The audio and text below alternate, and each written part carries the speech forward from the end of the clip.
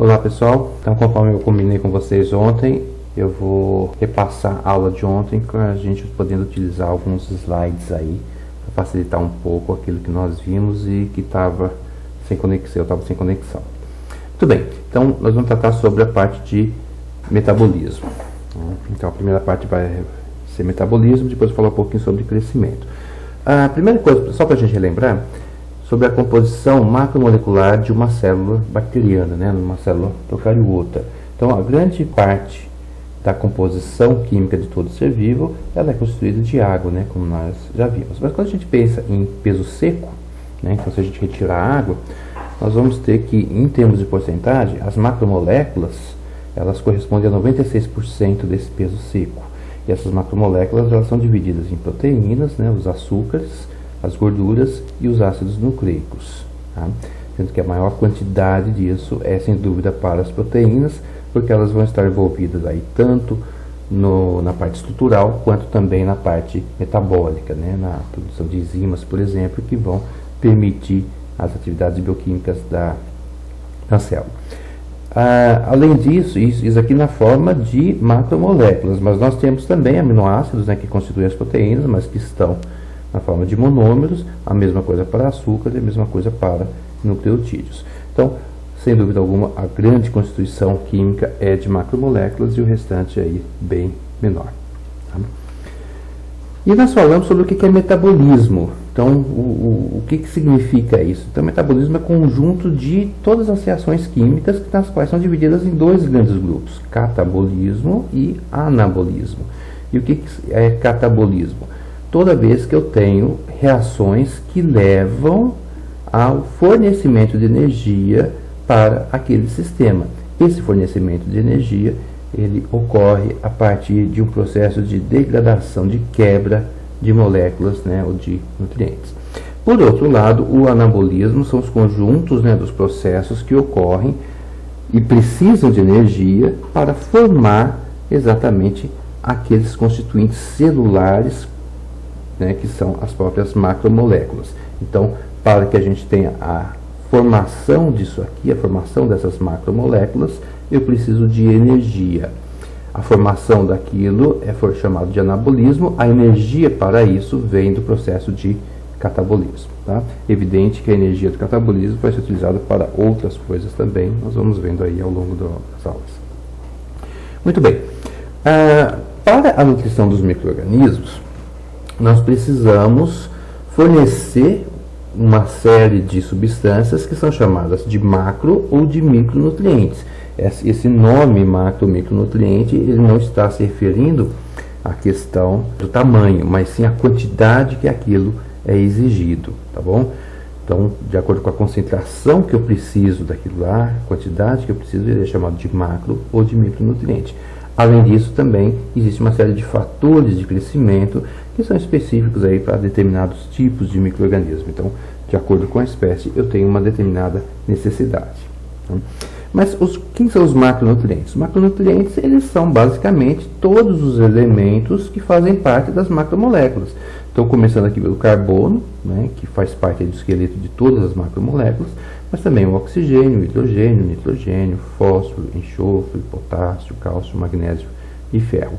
Cada um deles desempenhando uma série de funções. Esses primeiros aqui, né, de carbono até enxofre, eles fazem parte exatamente da estrutura das macromoléculas, né, de carboidratos, lipídios, proteínas e ácidos nucleicos.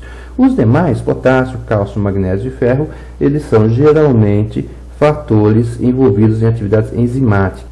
Então, são cofatores, né, que auxiliam, necessários para que a enzima possa realizar a sua função.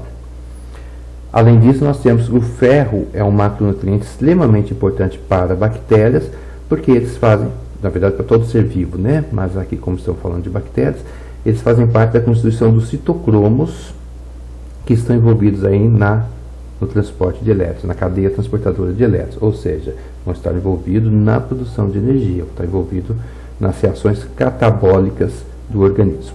E os micronutrientes, eles vão ser necessários em menor quantidade e, de forma geral, eles também fazem parte da ação de enzimas, né? Então trabalham também como cofatores, mas eles também estarão envolvidos aí em rotas catabólicas e eventualmente em rotas anabólicas, tá bom? Então, quais são eles? Manganês, cobalto, zinco, cobre, molibdênio, cromo, níquel, selênio, tungstênio. Esses aqui seriam micronutrientes gerais. Evidentemente que, de acordo com a espécie de bactéria, eu posso ter uma necessidade, né, de algum outro micronutriente específico, tá bom? Além disso, nós temos os fatores de crescimento também. E esses fatores de crescimento, às vezes, os micro-organismos conseguem produzi-los, mas nem sempre. E aí nós temos, por exemplo, alguns aminoácidos. Então, existem aqueles aminoácidos que conseguem ser sintetizados, mas existem aqueles que precisam ser absorvidos do meio. Tá? Além disso, nós temos purinas, pirimidinas e vitaminas que também precisam ser obtidas. Evidente, novamente, que de acordo com o tipo de micro-organismo, eu posso ter uma ou outra necessidade, tá bom?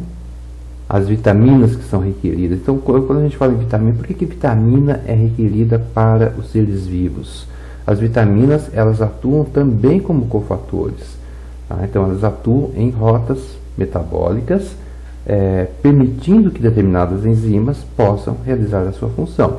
Então, por exemplo, biotina está envolvida aí na fixação de CO2, consequentemente está envolvida dentro do metabolismo do carbono.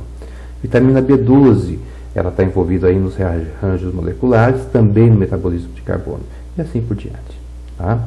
Então, a gente tem que, para cada vitamina, existe uma função enzimática na qual ela está participando. Bem, de acordo com o tipo de obtenção de energia e o tipo de obtenção de carbono, nós temos uma forma de classificar os seres vivos. Então aqui, ó, vamos colocar a obtenção de carbono, que é o que está em azul, e a obtenção de energia, que é o que está em vermelho. Então, quanto à obtenção de carbono, nós temos que o organismo ele pode utilizar compostos orgânicos como fonte de carbono, ou ele pode utilizar compostos inorgânicos como fonte de carbono. Então, se for um composto inorgânico, ele vai estar utilizando o CO2, tá bom? Caso ele utilize um composto orgânico, eles são denominados de heterotróficos. E se eles utilizam um composto inorgânico como fonte de carbono, tá bom? Eles são chamados de autotróficos. Quanto à obtenção de energia, aí eu vou ter outras duas classificações. A energia, ela pode ser proveniente de um composto químico, então eles são chamados de quimiotrófico, e pode ser proveniente da luz, e aí são chamados de fototróficos. E aí eu posso fazer as combinações para procariotos entre esses grupos. Então eu posso ter um químio heterotrófico, eu posso ter um químio autotrófico, posso ter um fotoheterotrófico ou um fotoautotrófico, tá? Enquanto que para demais domínios da vida, para demais reinos, como por exemplo animalia, plantae, fungi, eu tenho que essa classificação ela é muito específica. Então, se a gente pegar fungos, por exemplo, eles são todos quimioheterotróficos. Se nós pegarmos plantas, são todas fotoautotróficas. Se pegarmos animais, são quimioheterotróficos. Para bactérias, as coisas se complicam um pouco. Por quê? Por causa que eu posso ter todas as combinações possíveis. Tá bom? Aqui nesse esqueminha, que é o que eu estava tentando falar, né, passar para vocês de uma forma verbal apenas ontem, eu tenho exatamente essa diversidade. Ó. Então, como fonte de energia, eu posso ter quimio ou fototróficos, e aí dentro dos quimiotróficos eu tenho a fonte de carbono, e ele vai ser chamado de químio heterotrófico, se ele utiliza compostos orgânicos, ou químio autotrófico, se ele utiliza gás carbônico como fonte de carbono. Tá? E aí eu posso ampliar um pouco mais essa divisão. Dentro dos quimioheterotróficos, eu posso me referir à questão do aceptor final de elétrons, lá da cadeia transportadora de elétrons. Eu posso ter aqueles que utilizam oxigênio como aceptor final de elétrons, como todos os animais, fungos, uma série de protozoários e também muitas bactérias. Mas eu tenho aqueles que utilizam como aceptor final de elétrons algum outro componente que não o oxigênio.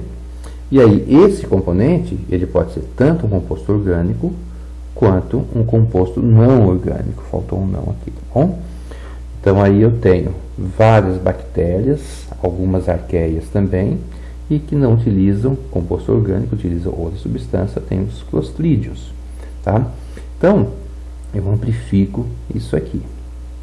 A mesma situação eu tenho para os fotoautotróficos. E aí, esses fotoautotróficos, eles podem utilizar a água para reduzir o gás carbônico ou não. Então, as plantas, por exemplo, vocês lembram lá da fotossíntese, elas reduzem o gás carbônico com a água, utilizando a luz, tá, como fonte de energia, e isso daqui vai ser transformado em glicogênio, né? Então, eu tenho a formação de um carboidrato a partir da redução do gás carbônico pela água. Mas nem sempre vai ser assim. Eu tenho situações onde eu não vou utilizar a água. Então, nesse caso, eu vou ter uma fotossíntese que não tem água. Então, uma fotossíntese anoxigênica, tá? Quem faz isso? Bactérias verdes e púrpuras sulfurosas. Ok? E quem vai utilizar a água é aquela fotossíntese que nós já conhecemos, né? Aquela que a gente aprende normalmente lá no ensino médio. É a fotossíntese oxigênica, né? Que são as plantas, as algas e as cianobactérias. Tá? Então, repare o seguinte, ó. Para todos esses grupos, então nós temos 1, 2, 3, 4, 5, 6, 7 possibilidades de grupos baseado na diversidade metabólica.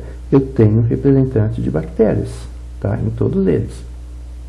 Agora, animais, fungos, plantas, eu tenho de uma forma muito específica, né? Então, animais eu tenho aqui, fungos eu tenho aqui também, e as plantas eu vou ter apenas aqui, ó. Tá ok?